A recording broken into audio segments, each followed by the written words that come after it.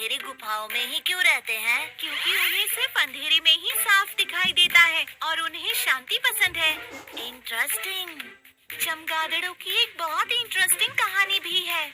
कौन सी कहानी मीनू? चमगादड़, चिड़िया और बीस्ट की कहानी। एक बार जंगल के बीस्ट्स और स्काई के बर्ड्स के बीच जबरदस्त लड़ाई हो गई। चलो उन बर्ड्स को सबक सिखाते हैं। चलो इन बीस्ट्स को हराएं।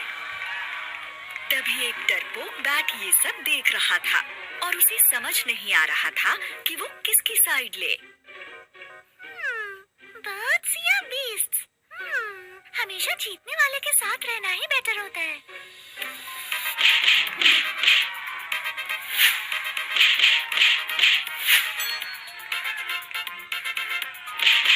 जैसे ही बैट ने देखा कि बीस्ट्स जीत रहे हैं, तो वो किंग लायन के पास गया और बोला, महाराज, मैं आपकी तरह ही एक मैमल हूँ, तो मैं आपके साथ मिलकर बर्ड्स को हरा सकता हूँ। श्योर, हमारे साथ मिलकर बर्ड्स को हराओ।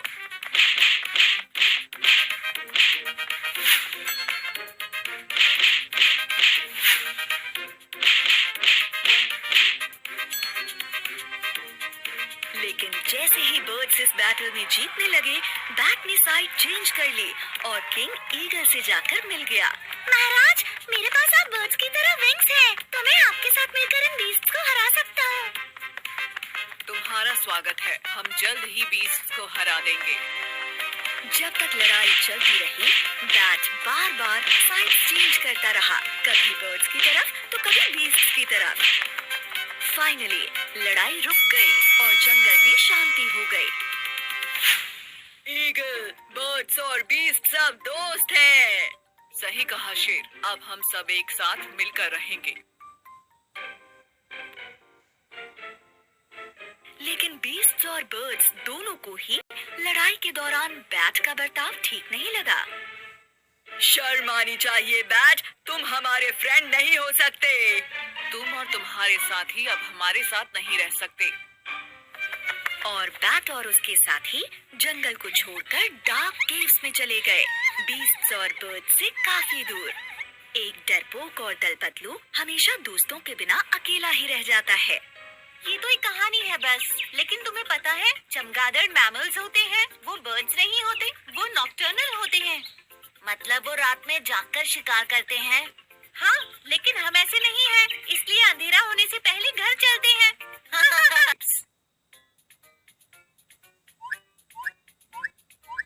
मैं जीत गया।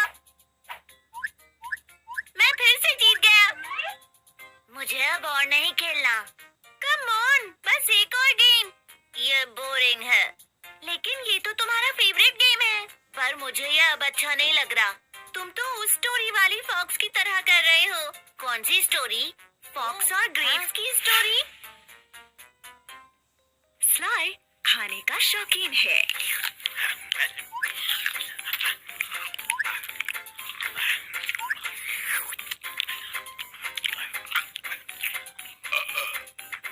फ्रूट्स तो उसकी फेवरेट हैं और अगर उसे टेस्टी जूसी ग्रेप्स दिख जाए तो वो खुद को रोक ही नहीं पाता। एक दिन वो शहर से थोड़ी सी दूर घूमने के लिए निकला था। अचानक उसे एक अंगूरों का बागीचा दिखा। स्लाई के मुंह में उन अंगूरों को देखकर पानी आ गया। ये तो मुझे खाने ही है। स्लाई ने उन्हें तोड़ने के लिए कूदना शुरू कर दिया, लेकिन वो तो काफी ऊपर थे और वहां तक पहुंचना आसान नहीं था। वो बार बार उन अंगूरों तक पहुंचने की कोशिश किए जा रहा था, लेकिन नहीं पहुंच पाया। 1, 2, 3 वो बार बार फेल हो रहा था। जब स्लाई थक गया तो उसे अंगूरों पर गुस्सा आ गया और उसने फैसला किया कि वो इन्हें खाए बिना ही चला जाएगा। अंगूर खट्टे हैं। लेकिन अगले ही दिन वो फिर से उस बगीचे के पास आया और ये देखकर हैरान हो गया कि उसके कुछ दोस्त वही अंगूर खा रहे थे जो कल उसे खट्टे लग रहे थे।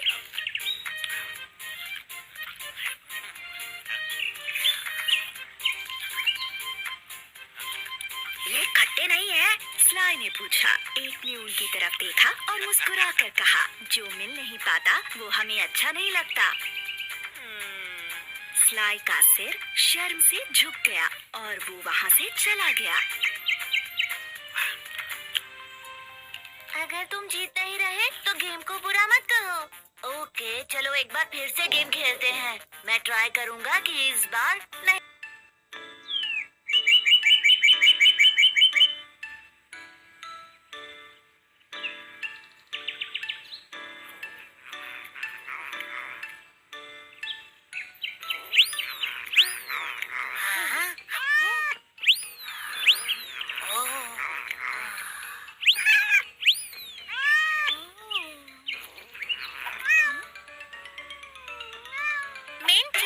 जब भी हो सके हमें दूसरों की मदद करनी चाहिए।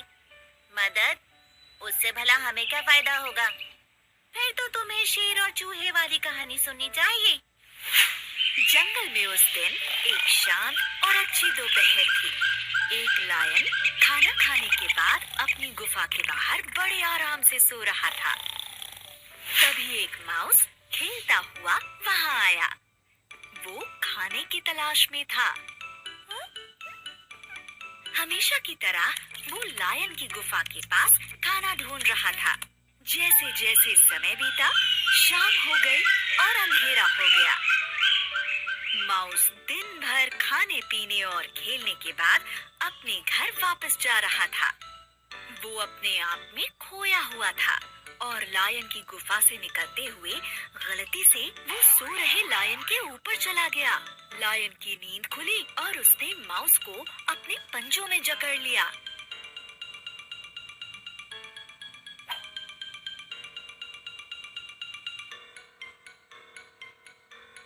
तुम्हारी हिम्मत कैसे हुई? तुमने जंगल के राजा को उठाया। देखकर नहीं चल सकते क्या तुम? लायन जोर से घुर्राया। माउस दंग रह गया और डर के मारे कांपने लगा। कुछ देर तक तो वो कुछ बोल ही नहीं पाया। मैं तुम्हें छोड़ूंगा नहीं, मैं तुम्हें खा जाऊंगा। तुमने मुझे बहुत गुस्सा दिलाया है। लायन फिर से चिल्लाया।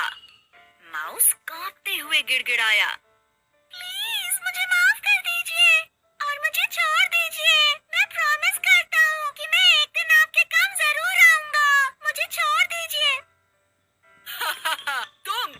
तुम किस काम आओगे? तुम किसी काम के नहीं। लायन ने माउस का मजाक उड़ाया। माउस ने फिर से कहा, प्लीज मुझे एक चांस दीजिए। मैं प्रॉमिस करता हूँ कि मैं आपकी हेल्प जरूर करूंगा किसी दिन। मुझे जाने दीजिए। लायन को उस कांपते हुए माउस पर दया आ गई। आज तुम लकी हो, आज तुम्हें छोड़ रहा हूँ।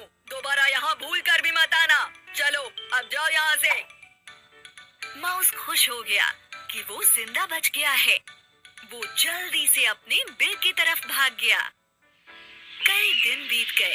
एक दिन दोपहर को लायन अपनी गुफा के बाहर घूम रहा था खाने की तलाश में। जंगल में उस दिन काफी अजीब सी शांति थी। हंटर्स घूम रहे थे और सारे जानवर डर के मारे छिपे हुए थे। शेर अपनी गुफा के पास ही था। तभी उसका पैर जमीन पर पड़ी किसी अजीब सी चीज पर पड़ा।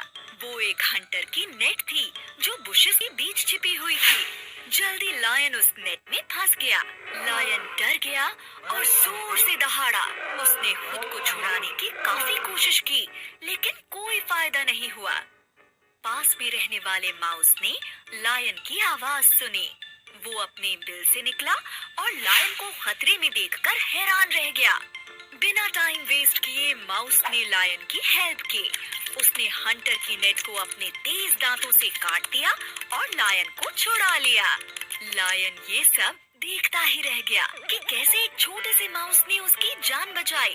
उसने कहा, थैंक यू मेरी जान बचाने के लिए। माउस ने कहा, क्या आपको याद है आपने उस दिन मुझे छोड़ दिया था? अब आपकी हेल्प करने की मेरी बारी थी। ये सुनकर शेर की आंखों में आंसू आ गए। किसी की मदद करने से कोई नुकसान नहीं होता, बल्कि इससे हम अच्छे इंसान बनते हैं। देखो, हमें एक क्यूट लिटिल फ्रेंड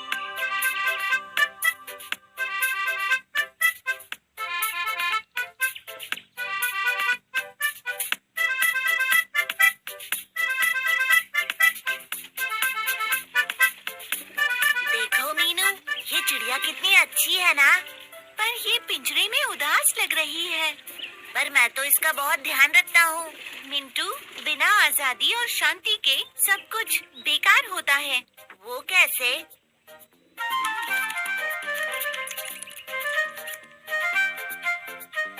जैसा इस कंट्री माउस के लिए है, वो देखो वहाँ। एक चूहा गांव के एक फार्म में रहता था। वो फार्म में आराम से खेलता था, जहाँ मन करता था वहाँ जाता था। एक दिन उसका बेस्ट फ्रेंड जो शहर में रहता था उससे मिलने आया। ओह, वेलकम। मैं तुम्हें अपना फार्म दिखाता हूँ।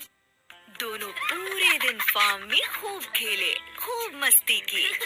बाद में कंट्री माउस ने सिटी माउस को एकॉर्न्स और व्हीट स्टॉक्स का खाना खिलाया। तो हर रोज तुम ये खाते हो? I mean, ये सब अच्छा है, लेकिन तुम्हें सिटी लाइफ की लग्जरीज और कंफर्ट्स भी देखना चाहिए। सिटी माउस ने सिटी के कंफर्ट्स और लग्जरीज के बारे में काफी कुछ कहा।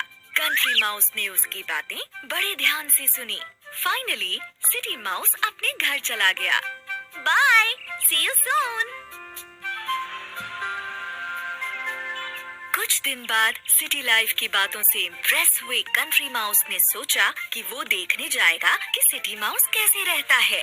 सिटी में जाने पर कंट्री माउस ने देखा कि वो तो सिटी की ऊंची बिल्डिंग्स में खो गया है। यहाँ काफी धूल मिट्टी और शोर शराबा है।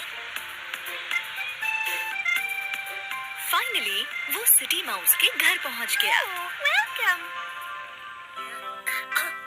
सिटी माउस कंट्री माउस को घर के एक बड़े से कमरे के एक छोटे से होल में ले गया। ये इतना छोटा था कि दोनों इसमें मुश्किल से आ पाए। हंग्री? आओ चलो खाना खाते हैं। तो दोनों होल से निकले और खाने के एक बड़े से टेबल की तरफ चले गए। उन्होंने खाना शुरू किया ही था कि कमरे में काफी सारे लोग आ गए जो अपना खाना खाने आए थे। ये देखकर ये दोनों टेबल के नीचे एक कोने में छिप गए। फैमिली डिनर कर रही है, वेट करते हैं। कुछ देर बाद ये दोनों फिर से बाहर निकले कि चलो कुछ बचा कुचा ही खा लिया जाए। जैसे ही वो टेबल की तरफ आए, नौकर ने सारा बचा हुआ खाना हटा लिया। और फिर जब वो किचन की तरफ जाने लगे तो रास्ते में उन्हें एक बड़ी सी डरावनी सी बिल्ली मिल गई। तुम दोनों कहाँ जा रहे हो? डर कर वो दोनों अपनी जान बचाने के लिए घर से बाहर भागे और जाकर एक कूड़ेदान में छिप गए। उन्हें पूरी रात कूड़ेदान में ही बितानी पड़ी, उस खतरनाक कैट और घर के लोगों के डर से। ओके, हर रोज ऐसा नहीं होता। हो सकता है कि कल हमारा दिन अच्छा भी हो। लेकिन कंट्री माउस ने कहा, कोई बात नहीं, मुझे बुलाने के लिए थैंक्स, लेकिन मैं अपने फार्म पर जाना चाहता हूँ। Good luck with your city life. तो कंट्री माउस ने सिटी माउस और सिटी को गुड बाय कहा और वो अपने घर, अपने फार्म चला गया। मेरा प्यारा सा घर। अपना घर अपना ही होता है। तो जहाँ आजादी और पीस ऑफ माइंड ना हो, वहाँ लग्जरीज किस काम की? सही बात है ना? तो अब जाओ प्यारी चिड़िया, अपनी